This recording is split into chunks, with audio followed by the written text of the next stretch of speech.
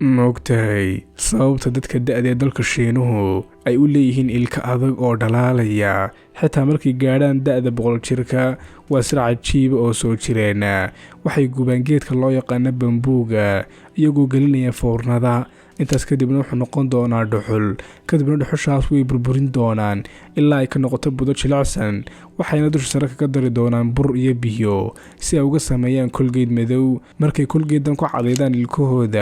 ilkahoodu waxay bilaabi doonaan inay dhalaalaan sida luulko kale waxayna noqon doonaan kuwa aan si sahlan u jabin waana mid ka mid ah siraha dabiiciga ee ay adeegsadaan si ay u ilaashadaan caafimaadka ilkahooda muddo dheer soo la yaab maaha daawade